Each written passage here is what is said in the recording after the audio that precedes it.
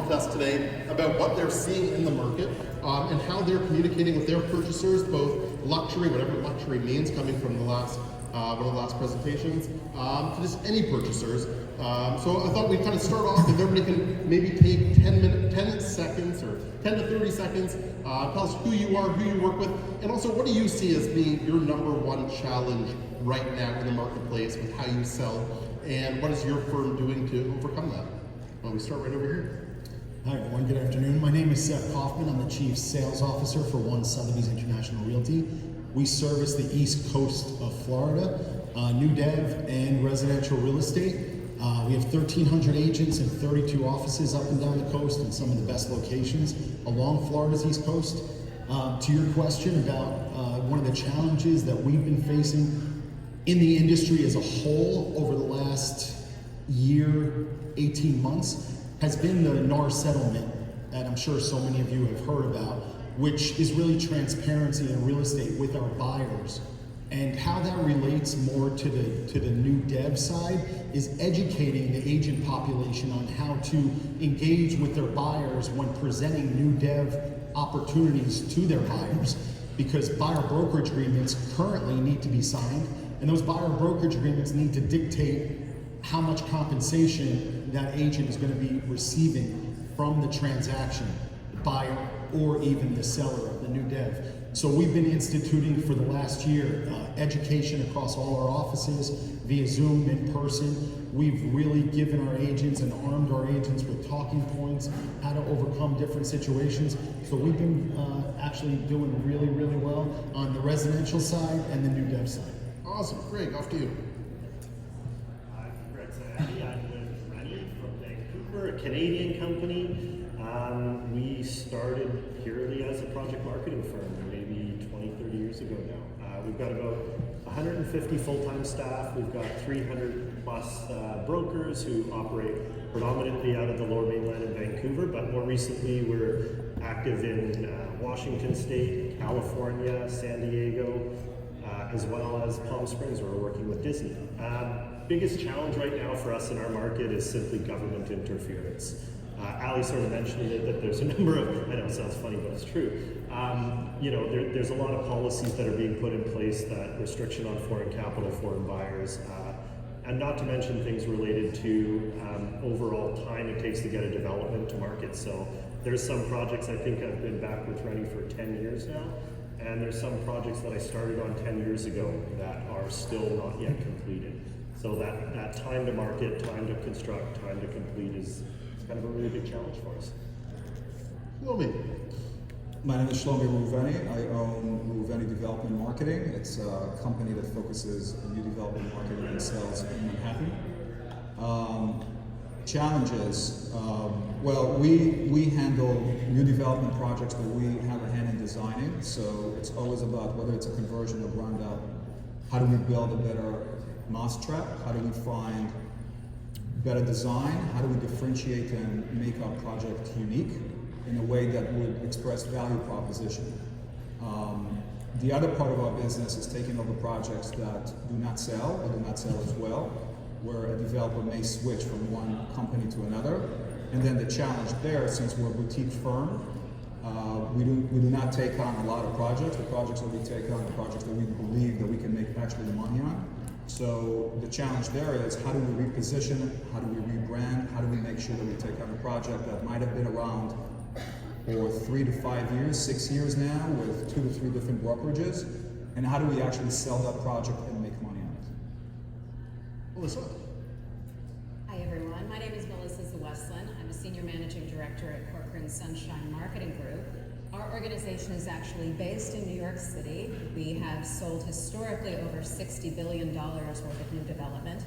We ladder up to the Corcoran Group, and yet new development is all that we do. We live and breathe it every single day. I've been with the organization for over 20 years, and fairly recently we decided to really plant a flag more firmly in the South Florida marketplace, as we had dabbled before, and now we have a fully fleshed out team. We are active all along the east coast of South Florida.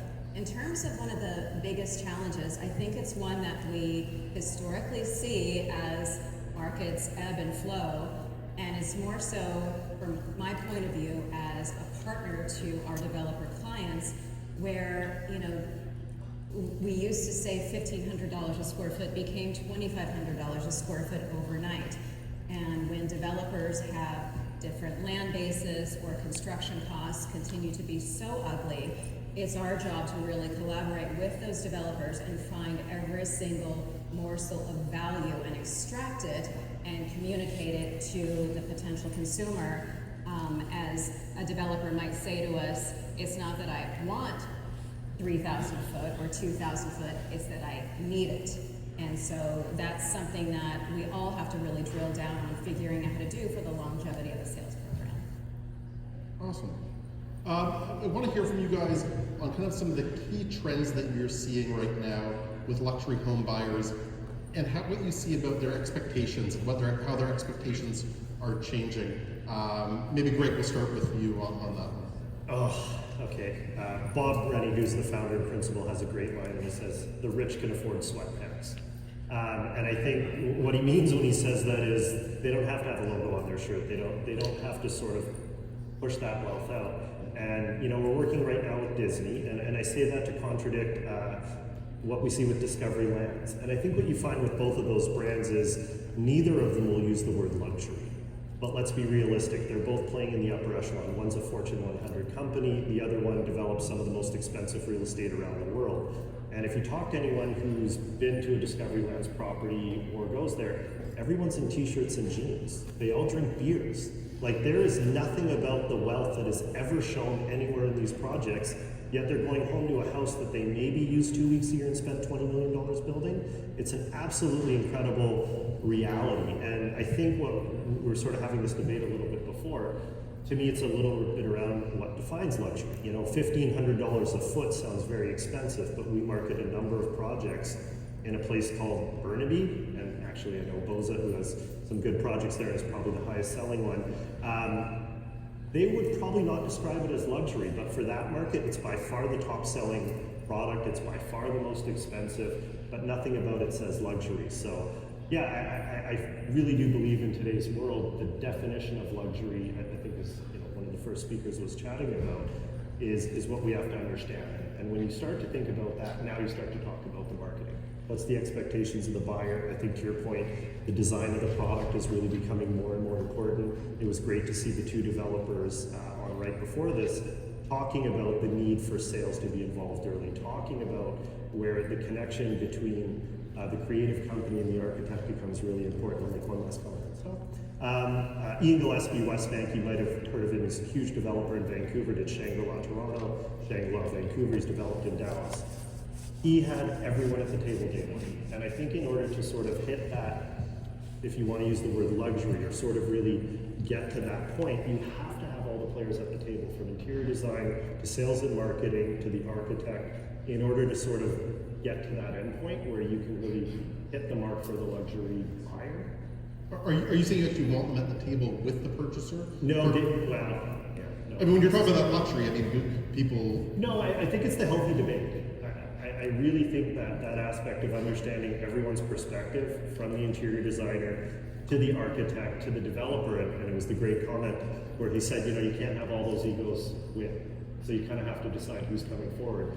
And if there's that really good alignment with it all, then you get product that can sell at any price.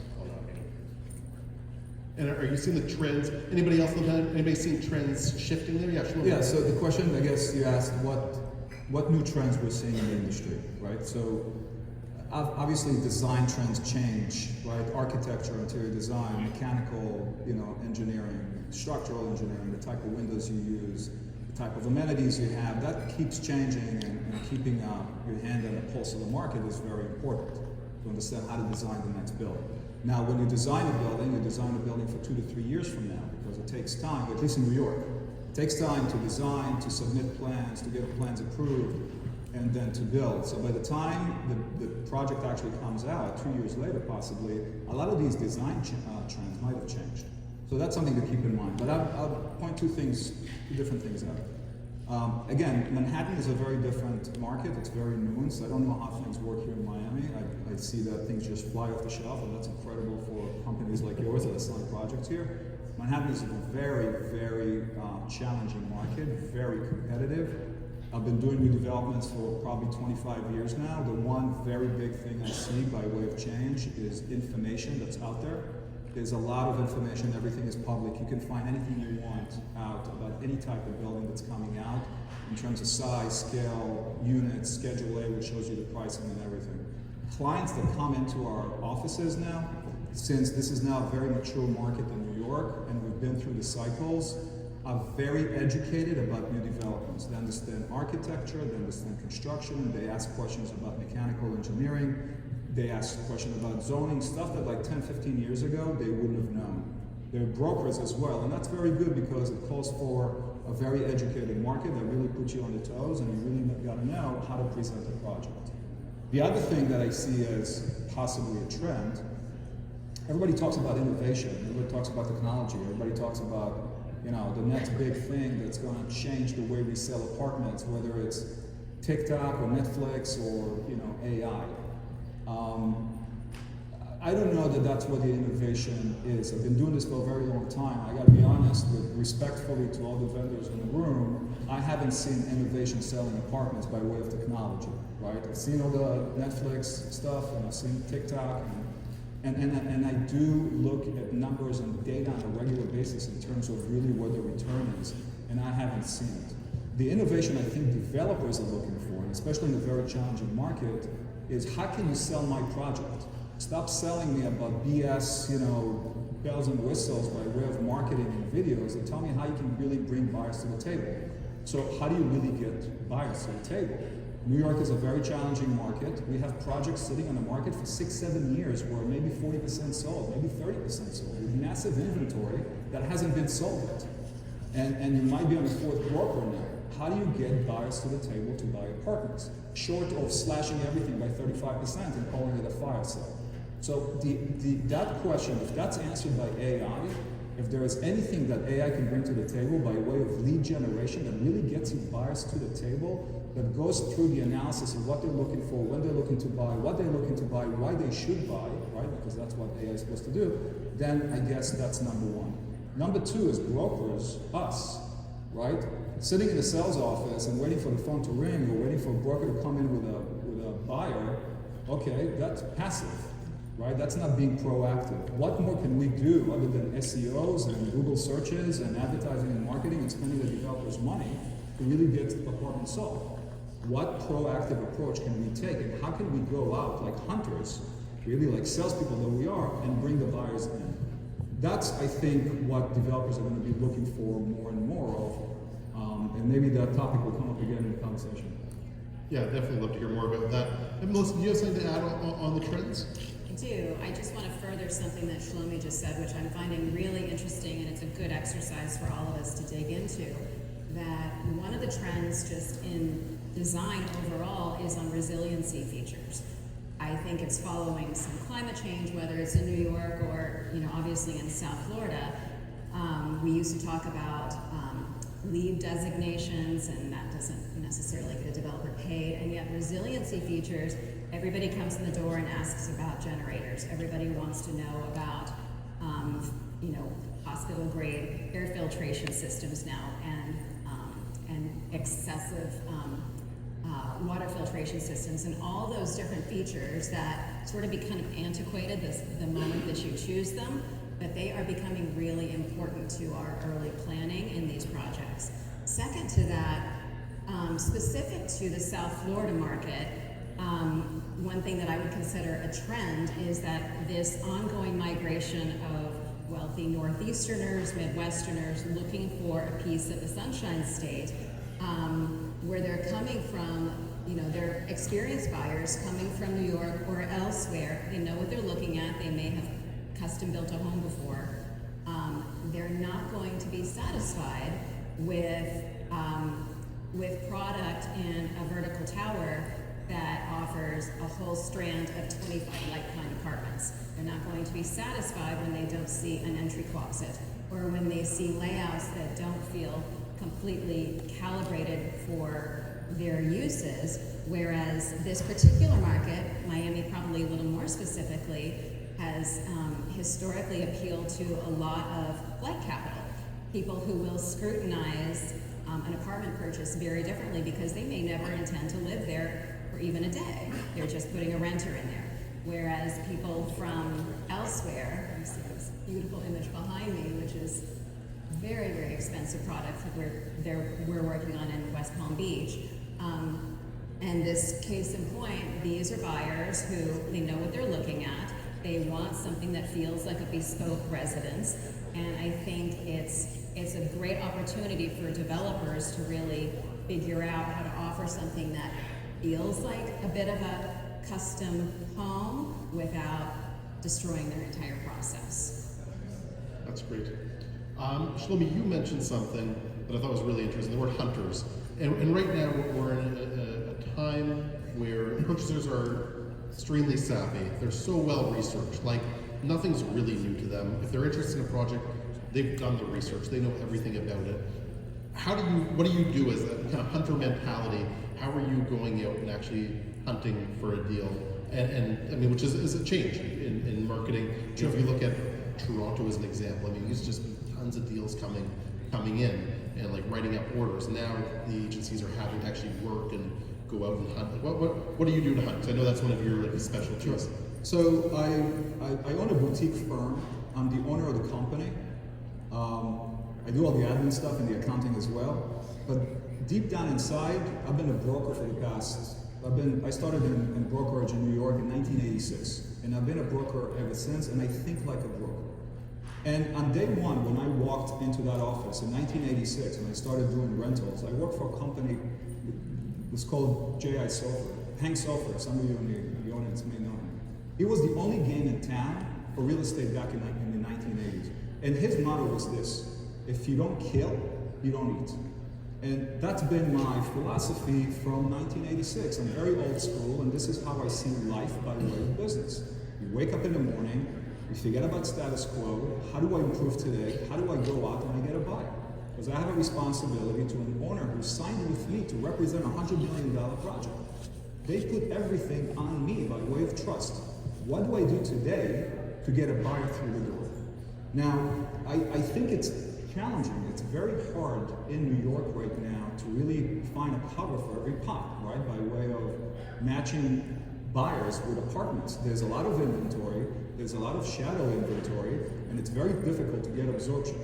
So my approach with my sales offices, with my team, with my staff is always, you wake up in the morning, you get into the office, and you start fresh. You go through all your contacts, you go through all your database, you go through every single broker that's been to the project for the past 2 years, and you call them. You don't just email, you don't just do e-blasts, you don't just rely on SEOs. You call them, and you ask them who they have, and you ask them what their clients did. And if they rented in Jersey instead of buying an apartment in my building, I'd like to know what the rent is in Jersey. Because I want to know why they bought elsewhere or they rented elsewhere. And that's the mentality every day. And I'll tell you something else. We represent, right now, the most expensive apartment in New York. It's $150 million. The developer is Extell, brilliant building on Billionaires Row, Central Park Tower. And this apartment is a duplex, 12,000 square feet, and it's listed at $150 million. Now, I was honored with the responsibility, right, of selling an apartment like that. Who's a buyer for a $150 million apartment? How often does an apartment like this get sold in New York? Once in 2-3 years, maybe? How do you go and get a buyer for $150 million? Great PR to have the listing, but what do I do to actually get a contract in place? So, the analysis for us when we take over a project or we take over a listing is always, can I sell this at the end of the day? Who's the buyer for this? What's my analysis on narrowing down the demographic of the buyer? Where does this buyer exist and how do I go after them?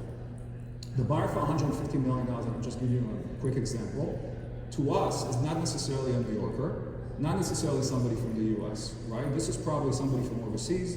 It may be India, it may be China, it may be the Middle East. It's probably mostly capital preservation. It's not about, I need an apartment in New York because I don't have any place to live. And I'm definitely not looking on Street Easy, right? This is somebody who needs to move $200 million, $150 million from one place to another for capital preservation. How do I get to them? I don't have those relationships. I come from very humble backgrounds. I don't have an Ivy college degree. I'm not married to somebody who's rich, and my network is definitely not those buyers. But I have a partnership with a company called Christie's. And at Christie's, there's an auction house. And the auction house is global. And every auction house has buyers that buy very expensive art. They sit in London, they sit in Monaco, they sit in Dubai, Hong Kong, Singapore, etc. And that's where I go to find them. I go there instead of them coming to us. And that's the mentality that we have in terms of getting buyers to the table. It's not just necessarily for an apartment like this, but it's for every listing and every project that we have. Seth, I know you mentioned, I forget how many agents you oversee, 1,500 or so. How do you try and instill that hunter mentality in, and what are you seeing in terms of going out and actually finding deals? So at our projects, we're blessed with being the #1 outsized sales organization for each developer we represent, because we really push our projects extremely hard to our pool of agents within One Sotheby's. But aside from that, we have a team of people on the development side that travel to Sotheby's, like Shlomi. It's a part of an auction house, as we know. But we travel the world, so we identify through stats and data on where buyers. So if we have a project in Brickell, we'll know that maybe right now, because of the hedge funds, because the company's moving to Brickell, domestic companies from the Northeast, whether it's New York, New Jersey, or Boston, we'll send the team up there to meet with the Sotheby's offices and hold meetings and discuss the development opportunities in Brickell. And we've had tremendous success. We're doing 888 Brickell down here across the way in Brickell, which is Dolce & Gabbana. And of course, we're working closely with our Italian counterparts and European counterparts to get the word out about sales. And we've had immense success being proactive, visiting the Sotheby's offices, and also using the auction house to our advantage through their magazine and different outlets to get to those discerning buyers for that level of product. We talked a lot about kind of going internationally, whether it's through a brokerage house. With technology today, I mean, you can do Zoom meetings with potential purchasers, there's the 3D floor. Does that stuff work, or does it need to be in person? Greg, it looks like, sorry, Greg, it looked like you were about to jump in there. I just want to make sure we don't. No, I was going to say, look, in the Vancouver market, we've historically and in some form still do sell a lot to overseas, so Shanghai, Beijing, Hong Kong. And this was the best thing, is every single company has opened an office in Hong Kong, opened in Shanghai, opened in Beijing, and they need a buyer. We have multiple companies that we work with that market over there, except everybody knows someone in Vancouver.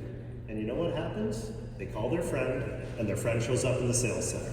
And they make sure that the mother, the father, whoever it is, they walk into the sales center and they ask the questions locally. They look for the local knowledge. So the buyer might be overseas, the money might be coming in from overseas, but they still want some physical engagement and interaction. They're spending a ton of money. They want to understand who they're buying from, what the project is. They want to touch and feel a sales center or something else. We have not seen a ton of sales that happen over the phone or anything like that. Or if they do, the truth was you missed the 3 other meetings that happen to have in person, or the 2 friends that they had that already bought and saw it physically. So, yeah. Yes, sure. Zoom was great during COVID. It's an incredible, efficient technology that we all used. I hate Zoom. I prefer meetings in person. I prefer pitches in person. I prefer to see the person in front of me, to hear them, let them hear me. I know I mentioned before that my team, I want phone calls. I don't want emails. Emails go to spam. Emails don't get response. You call somebody twice, they don't answer you. There's already a bad feeling there and a guilt feeling. The next time they're gonna answer, and maybe they tell you not to call them back again, but you might get something out of them. The example I gave before in terms of overseas, because I think that's what the question was. So somebody introduced me to a very big family office in London, and I decided, and I communicated by email, and then I told them, listen, I'm going to be in London next week. I'd love to come down and meet you. I did not plan to be in London, but I made it my business to go to London and meet with them in person. And let me tell you, it was the best decision I made. They're not going to buy that apartment, but through them, I got a lead that's probably going to end up in a new development deal in Manhattan, because they're a family office and they happen to have investments in development deals. And the fact that I went and saw them in their offices, they brought in the partners, they brought in other associates. It was a very good meeting that will never be forgotten. You cannot get this done on Zoom. So in my opinion, person to person is always best. Are you now doing more trips over, like, if that's the case, you're talking about, you know, these deals, a pretty large number of deals. Are you? Look, like James Bond once said, I think, I go where the Queen sends me, right? So I'm gonna be in London by the end of the year, and then I have an event in Delhi and Mumbai in February. And middle of January, I'm probably going to be in Hong Kong for business meetings with clients. So the answer is yes. If I can get an audience, if I can get in front of somebody who's influential and they have the money and there's a slim chance that they'll buy an apartment, I owe it to my developer to maximize my effort. So the answer is yes. What about when it comes? That's the in-person side, which is great. What about on the technology side? What tools are you guys using that are nice to haves and the must-haves right now? Maybe Melissa will start with you on that one. Sure. You know, I would like to say that the nice to have and the must have is changing over time, and yet it's kind of not. I would still say that that expensive building model that takes 6 months to build, and as soon as you build it and install it, your architect changes something about the building and it's immediately outdated. But they're still necessary in a sales office because that's how consumers actually take in that information to understand the project as a whole. I personally, as somebody who started in this business with the clipboard and paper floor plans 100 years ago, I still kind of long for some of those times, and I definitely believe that it very much depends on the price point of your product in terms of how much people will tolerate technology in the sales and marketing program. Sales centers that have an abundance of screens and you lose the human touch, I think it can definitely fail in the luxury realm, which is really, you know, where my organization works. I would almost say it depends on the demographic, but it really just depends on the product. People like to touch and feel. They need some high touch level from humanity when they're, you know, looking to buy a luxury asset like this. And I would say that when, you know, we are very hands-on in terms of planning sales office spaces, environments, and sales programs that can really stand the test of time, as these are very long marriages with developers in these projects. We really have to create something that we know has some analog displays that will, you know, not be outdated 6-7 years later. I would say that what we always really have to remember is at the end of the day, we're selling homes, right? My litmus test for a successful marketing and sales program is 1, does it communicate warmth? 2, does it read like money? And you can't really accomplish all of that with AI or TikTok or screens. So it needs to be a nice balance of everything. I think Melissa said it perfectly, and so many times all of us are addicted to what we do. All we do is look at floor plans, all we do is look at technology, all we do is deal with this. You're talking about a buyer who's not doing that all the time. And a simple 2D piece of paper is what they go home and drop on the kitchen table and sit and discuss it. And they sort of like trace their hand over it and go, well, how will I live in this home? It is still a very tactile thing. And, you know, for every piece of technology that we've installed in a sales center, Melissa hit it on the head. The building model is what they stare at. It's what they stand and look at. And then the 2D floor plan sitting here, and you're going, see that apartment on the 35th floor over there? And watch a sales floor. That's all that happens. And I think, you know, technology is impacting how we drive leads, to your point. It's making the salesperson more efficient. It's making them more educated. All the data, I mean, we're huge supporters of that. And that accuracy of data, that information that everyone now has available to them, the salesperson has to have. So as a company, we have to provide them with all of those simple tools. Really, really good data, really basic sales tools, and then let them do their job. Yes, I think it's very site specific, at least in New York. In other words, there are certain basics that you just have to do because everybody's on social media. So, okay, you got to do social media, you got to do organic, and you got to do paid. Okay, you got to do SEOs because you want to draw as much traffic to your website. You have to have a website. You have to have a sales office. And what's in the sales office? You can design a sales office that's 1,000 square feet and show everything on the screen, or you can design a sales office that's 2,500 square feet, spend $2 million on it, and build out kitchens and bathrooms, etc. It really depends on the project. Now, in New York, there are some outliers, right? There are some projects that don't need any marketing at all. It's pretty sick. I mean, Corcoran Sunshine has an example of a project at 520 Fifth Avenue. Incredible. That's about 100 units. They sold like 80% of the building within a few months. I didn't see 1 ounce of marketing for that project. They just like blew it out of the water. Why? I have no idea. Maybe the location, maybe the context of the architecture, maybe the price point, maybe the unit mix. They just hit it out of the park. At the same time, there are other projects in the area that haven't sold in 6 years that are still lingering. There's a project on Madison Avenue and 65th Street that's an Armani branded project. Boutique, high-end, big units, $5,500 per square foot blended average. Boom, sold out. Not an ounce of marketing. I didn't even see one email about it. So it really depends on what the project is. On the other side of it, there's projects in different locations that don't sell themselves, right? Where they're just lingering. It doesn't matter how much money you throw at marketing and advertising on a monthly basis.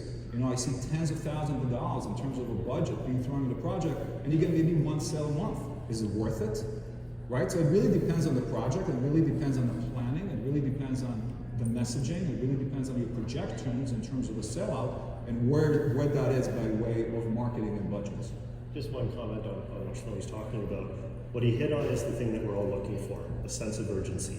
And you don't always know what creates that sense of urgency. And the biggest thing with a luxury buyer is urgency. They don't have to buy it. Do they need another home? Do they need another car? Do they need to spend that money? No, they can choose to do it at any time they want. And the ability to create a sense of urgency is when projects sort of quickly sell out. When they're sitting at the dinner table with 3 friends and the other 3 friends are going, well, why didn't I buy one? I can afford it. If they can buy one, I can buy one. And that's the biggest struggle I think that we've seen in the market over the last couple of years is due to all the other things impacting it is that luxury buyer just has no sense of urgency. They're like, I'm worth more than I was yesterday. Yeah, I'm sorry. No, you've got it. Yeah. So you got something. Yeah, no, I think technology is a huge complement to our business, our everyday business. It's extremely important. Relationships obviously are number one. Using your brokerage community to pull in those buyers is absolute first and foremost thing that every developer has to focus on because 90% of deals come from the brokerage community, at least in South Florida and up and down the coast.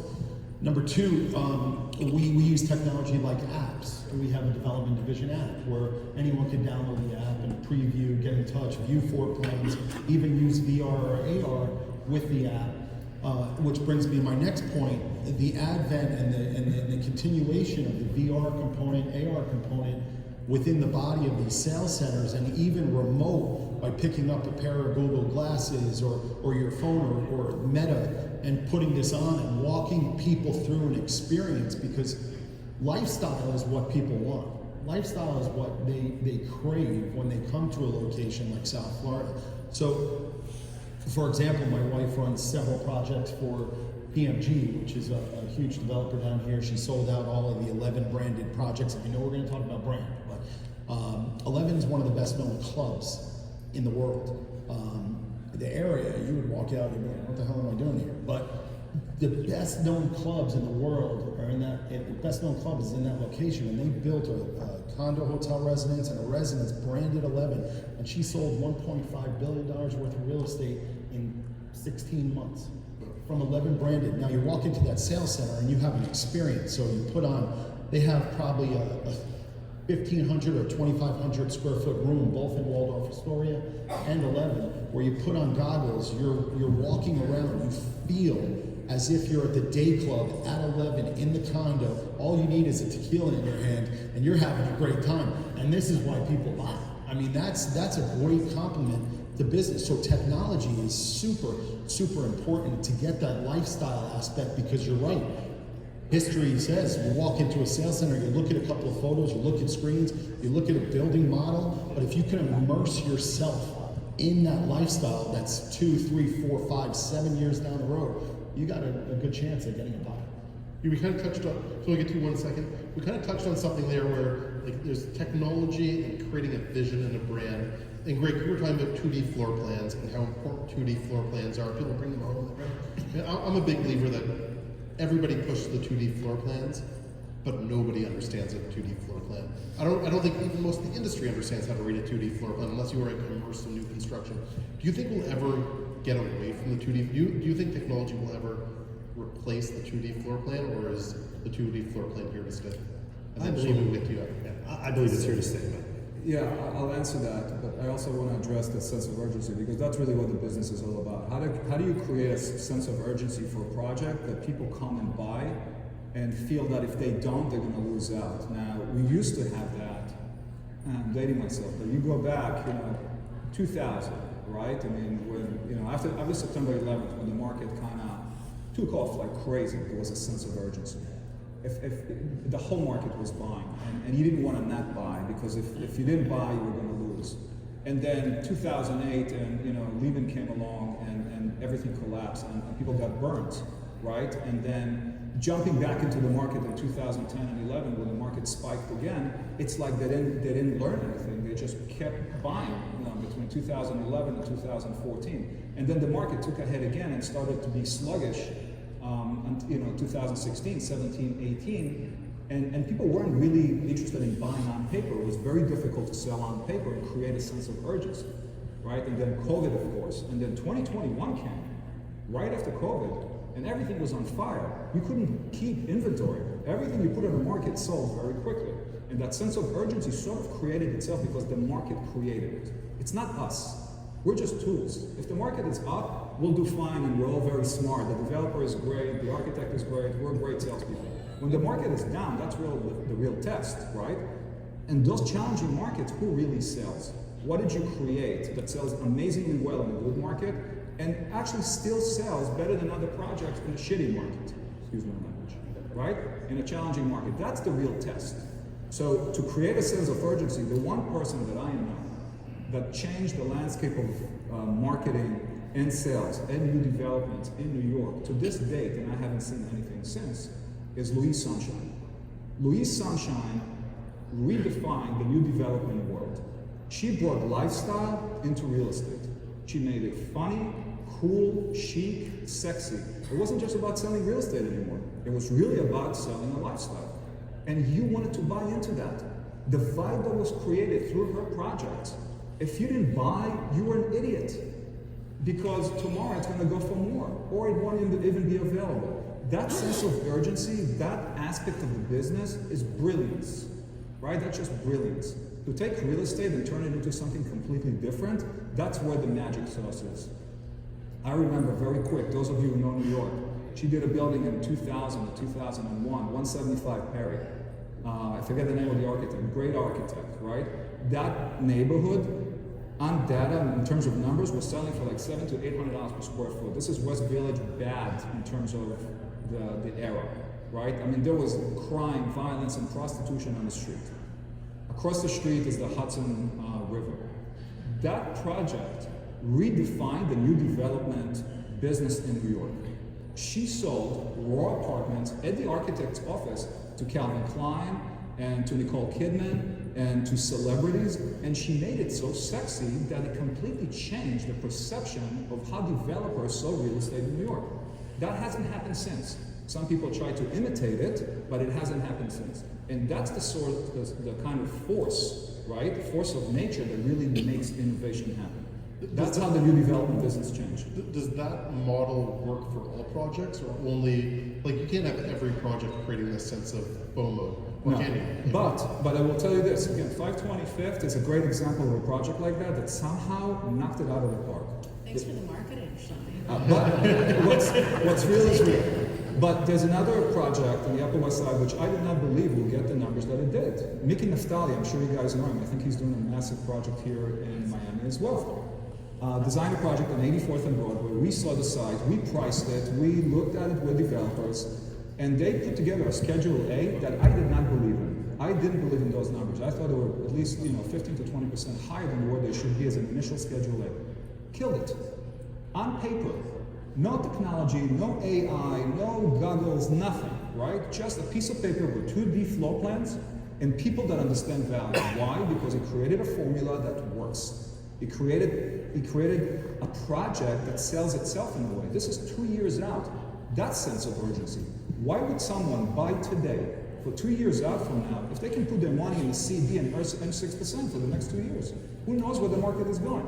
But he did because he hit it right? Product, location, perception, branding, sales team, great representation of the project. He built an integrity and a level of confidence with the whole brokerage community in New York for the past projects that he did. That's brilliant. Brilliant. And you do have outliers like this that still perform well in the market. We're almost out of time, but I do want to get one last question that will kind of go to everybody. And I think it hits on what Shlomi was just talking about in two different ways. One, you mentioned a formula that works.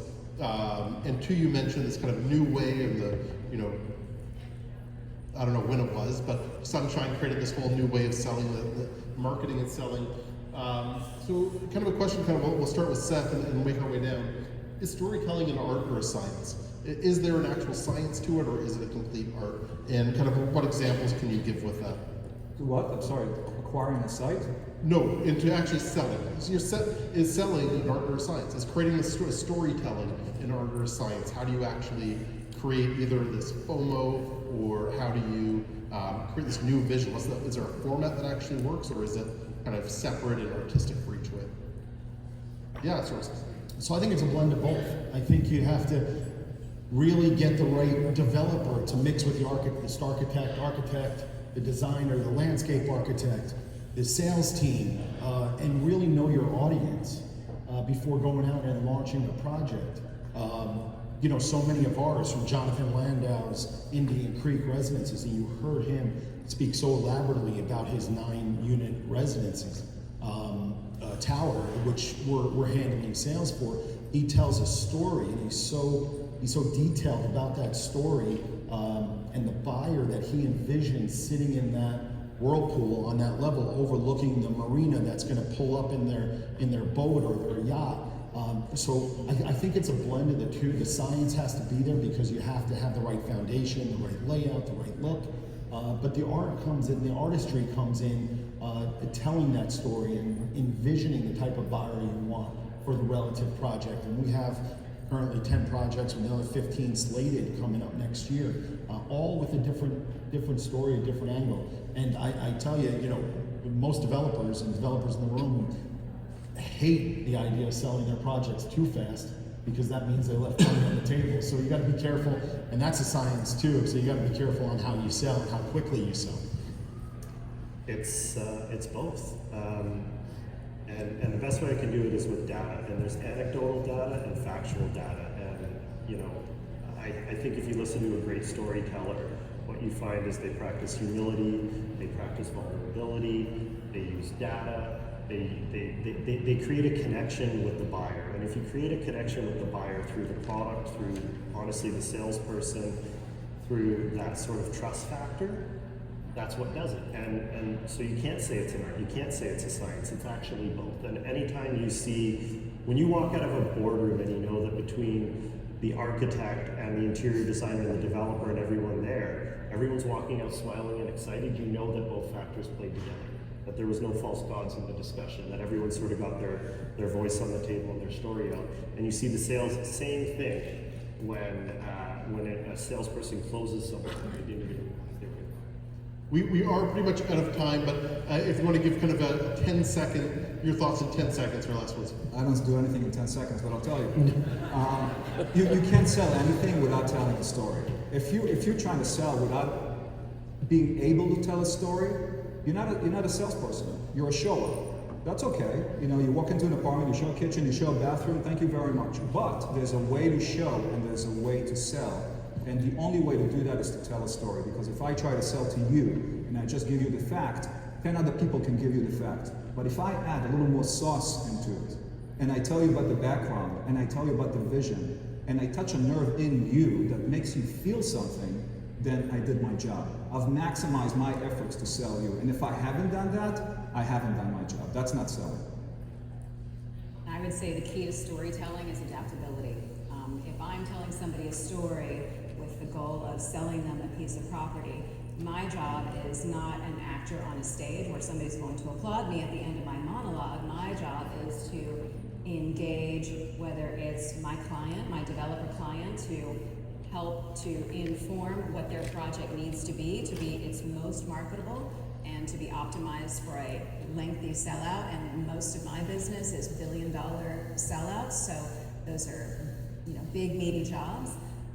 But from a salesperson's point of view, I think the job is figuring out how to suss out what somebody's hot buttons are, what their needs are. We're usually speaking to a completely discretionary buyer, so it's how to sell the sizzle, how to get them excited, and then to establish sort of an ambassadorship environment within your project, because these buyers all know each other, they all talk to each other. Let them go out and talk and market your project for their internal community. Last 10 That's seconds. storytelling. Last 10 seconds. So I always tell my team, never, ever go into a showing cold. Never, ever. Don't just wait for them to tell you who they are. Call the broker, call the buyer, find out. Why are they looking? Where do they live now? Are they renting? Do they own? Do they have kids? They don't have kids. Carefully, because there's fair housing guidelines as well. So you need to be careful. But you have to know the background. You have to understand what motivates them, what they're looking for. 1031 exchange, investors, people moving from rental into an ownership. So you understand and you can arm yourself with what it is that you need to sell, right? Guys, thank you very much. I found this enlightening.